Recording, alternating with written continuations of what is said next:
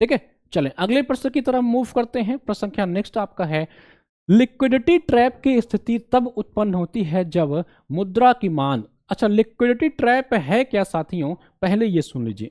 क्या, अगर हम पूछें कि लिक्विडिटी ट्रैप एलटी है क्या, इसको समझिए। एलटी ग्रेड की परीक्षा नहीं है साथी, ये एलटी ग्रेड की परीक्षा नहीं है, एक ट्रैप है।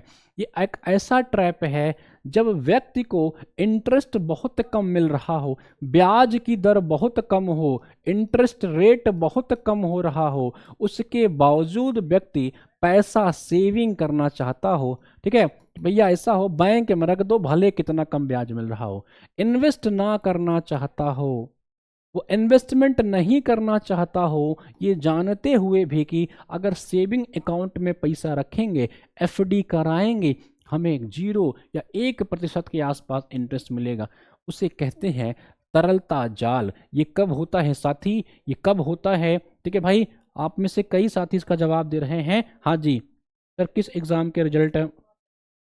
जो हम लोग कल कल मॉक टेस्ट कराया था, उसका जो हम लोग ने कल मॉक टेस्ट कराया था ना, जीडीसी जीआईसी का, उसके लिए ये होता है जब परफेक्ट इलास्टिसिटी वाला केस आता है, ये ध्यान रखेंगे। चलिए, कुछ डेट्स दिए गए थे। अच्छा, हम लोग ने प्रयास किया था कि हर टॉपिक कवर कर लिया जाए। जिन्होंने आप में से दिया था, बताइए कैसा लगा आप सभी को, मॉक लेवल कैसा लगा इसका? विश्व एड्स दिवस, राष्ट्रीय गणित दिवस, विजय दिवस, अच्छा वीर बाल दिवस, बताइए। राष्ट्रीय गणित दिवस हम लोग 2012 से मनाना शुरू किए थे श्री रामा अनुजम की याद में। ये महान गणितज्ञ थे भाई, इनकी याद में। ठीक है भाई, विजय दिवस ये हम लोग 1971 में जो पाकिस्तान से भारत का युद्ध हुआ था उसके जश्न में मनाते हैं, ये ध्यान रखेंगे। वीर बाल दिवस, वीर बाल दिवस जो आपके गुरु गोविंद सिंह साहब थे ना, उनके बच्चे थे जोरावर सिंह और बाबा फतेह सिंह, इनकी याद में मोदी जी ने 2022 से इसको मनाना शुरू किया था, वीर बाल दिवस। ठीक है भाई, और एड्स दिवस कब मनाते हैं ये तो आप सभी को पता होगा। एड्स जागरूकता जो है नाकों को द्वारा फैलाया जाता है, तो 1 दिसंबर को मनाते हैं एक दिवस। कई बार बताया हुआ है, डी कॉमन ढूंढ लेते अगर आप लोग तो एक ही ऑप्शन से आपको पूरा का पूरा आंसर मिल जाता, डी कॉमन, यानी कि 1/4। 26 दिसंबर को वीर बाल दिवस होता है, 16 दिसंबर को विजय दिवस होता है, और 22 दिसंबर को आपका राष्ट्रीय गणित दिवस होता है। एक ही से आप सभी का जवाब मिल जा रहा था। ठीक है भाई, चलें। यूपी बजट 2024-25 के अनुसार किन शहरों को एआई और डेटा सेंटर हब, भाई इतनी बार इस प्रश्न को मैंने आप सभी से कराया है, इसमें तो आपको सोचना ही था। लखनऊ को पहला एआई सिटी बनाया जा रहा है। लखनऊ को मैंने कितनी अच्छे से डिफाइन कर रखा है साथियों, इसको कई बार बोला है कि लखनऊ में पहला मैंने बताया है कि पहली एआई सिटी बन रही है लखनऊ में। उत्तर प्रदेश सरकार कुल 8 डेटा सेंटर बना रही है, ये भी याद रख लेंगे, बजट में बताया गया था।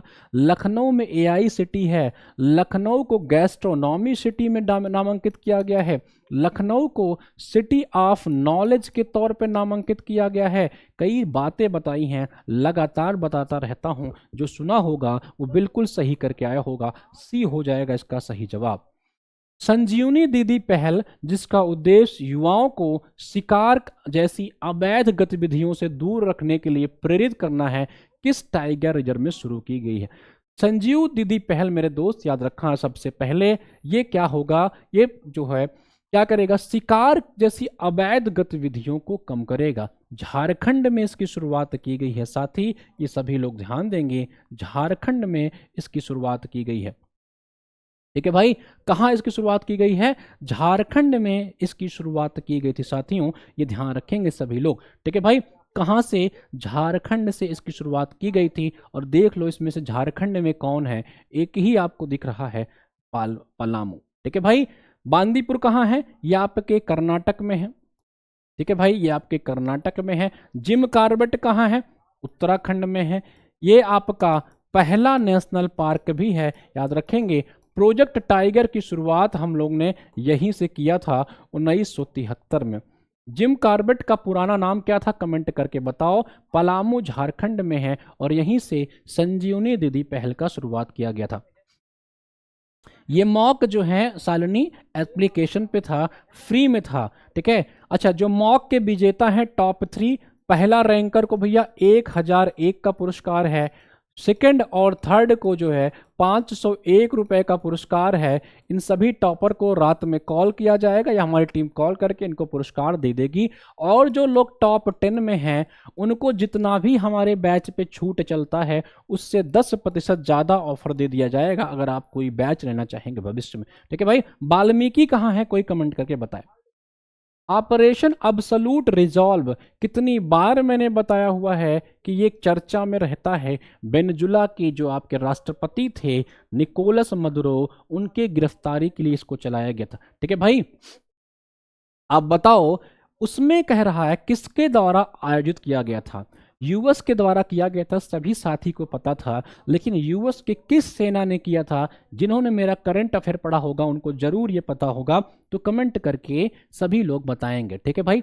चलें आ जाइए, तो क्या था भैया इसका, Interpol, UN peace force, US Delta force या आपके वेनेजुला। तो सही जवाब था इसका यूएस का डेल्टा फोर्स, ठीक है भाई। तो ये ध्यान रखेंगे सभी साथी लोग, अच्छा प्रश्न था ये।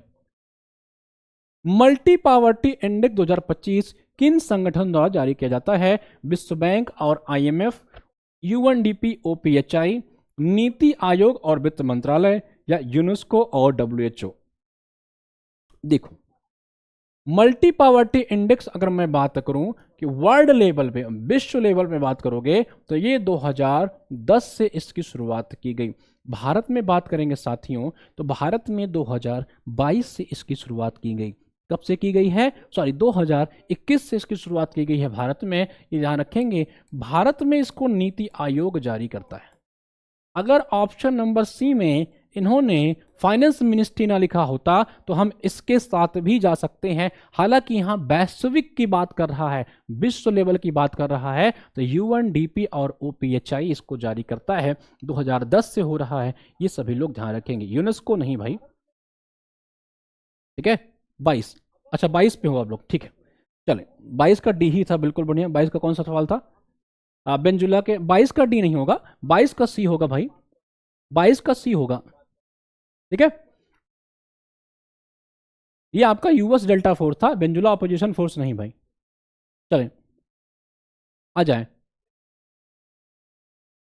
The term of energy flow, जो एनर्जी मान के चलो एक सिस्टम से जो एनर्जी फ्लो कर रही है, इस तरह से मान के चलो एक सिस्टम से एनर्जी का फ्लो हो रहा है ऐसे डायरेक्शन में, and nutrient cycling which is the most stable ecosystem. बताओ, कुल मिलाकर ये बताना है आपको कि which is the most stable ecosystem.